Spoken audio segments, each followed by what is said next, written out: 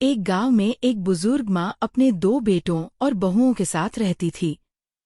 बड़ा बेटा वीर और उसकी पत्नी ललिता थे। ललिता बुद्धिमान तो थी, पर उसका स्वभाव थोड़ा चालाक और स्वार्थी था। छोटा बेटा धीर और उसकी पत्नी सरला थे। सरला सीधी सादी, सरल, मेहनती और सेवाभाव से भरपूर स्त्री थी।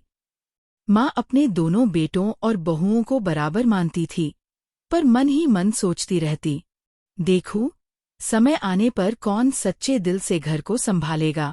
हर सुबह सरला जल्दी उठकर गाय को चारा डालती, सास को चाय देती और घर के सारे कामों में लग जाती। ललिता देर से उठती और कहती, मैं क्यों रोज इतना काम करूं? मुझे तो अपना समय बचाना है। एक दिन ललिता ने वीर से कहा, सुनो, माँ को अब जमीन जायदाद बांट देनी चाहिए। आखिर सब हमारी मेहनत से ही तो घर चलता है। वीर भी पत्नी के कहने में आ गया। उधर सरला धीर से कहती, भैया भाभी बड़े हैं, उनका सम्मान करना चाहिए। माँ के आशीर्वाद से ही घर फलता फूलता है। कुछ ही समय बाद गांव में सूखा पड़ा और फसलें कम होने लगीं। तब ललिता गुस्से में बोली, देखो धीर, अब हमें अपना हिस्सा बचाना होगा। मैं नहीं चाहती कि हमारे हिस्से का अन्न किसी और को मिले।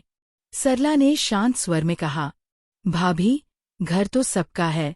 सुख दुख बांटने से ही असली परिवार कहलाता है। माँ चुपचाप दोनों की बातें सुनती रही। वह मन ही मन बोली, अब सही समय है बहुओं की असलियत परखने का। एक दिन माँ ने दोनों को बुलाकर कहा, मेरे पास कुछ अन्न बचा है, मैं इसे 2 हिस्सों में बांट देती हूँ।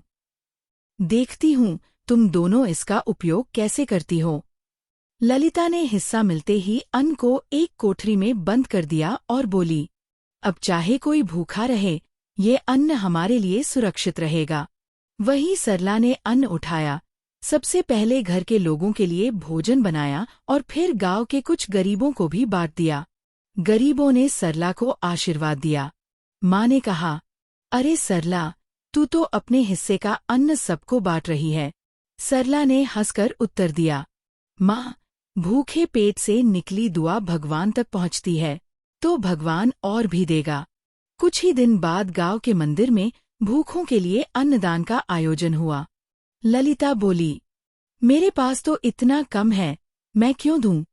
सरला ने कहा, कम हो या ज्यादा, अन्नदान सबसे बड़ा पुण्य है। और उसने अपने हिस्से से फिर अन्नदान कर दिया। पंडित जी ने उसे भरपूर आशीर्वाद दिया। माँ ये सब देखती रही, पर कुछ नहीं बोली। इसी बीच एक दिन वीर और ललिता की कोठरी में रखे अन्न में अचानक आग लग गई और सब जलकर राख हो गया। कुछ ही हफ्तों बाद आसमान में बादल छाए और वर्षा होने लगी। खेतों में हरियाली लौट आई। वीर और ललिता के खेत में कीड़े लग गए और सारी फसल नष्ट हो गई। लेकिन सरला और धीर के खेत में फसल दोगुनी उपजी। गांव वाले कहते, ये तो सरला की सेवा और सच्चाई का फल है।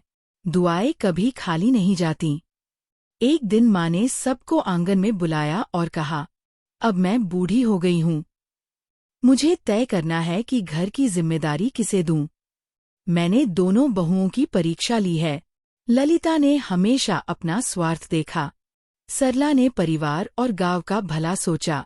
इसलिए ये घर और मेरा आशीर्वाद मैं सरला को देती हूँ। ये सुनकर ललिता शर्मिंदा हो गई। उसकी आंखों से आंसू बह निकले और उसने सरला से कहा, बहन, मैंने हमेशा चालाकी की, पर आज समझ आया कि सच्चाई और सेवा ही सबसे बड़ी दौलत है। सरला ने उसे समझाया और मुस्कुराकर बोली, भाभी, घर सबका है, अब हम सब मिलकर इसे संवारेंगे। और फिर उस घर में सच्चाई, प्रेम और सेवा की नई रोशनी फैल गई। सच ही है, स्वार्थ और चालाकी से कुछ समय के लिए फायदा मिल सकता है, पर असली सुख, सम्मान और बरकत, सच्चाई, भलमनसाहत और सेवा से ही मिलता है। अगर आपको ये कहानी पसंद आई और आप भी यही सोचते हैं, तो कृपया लाइक करें, शेयर करें, सब्सक्राइब करें और कमेंट करना ना भूलें।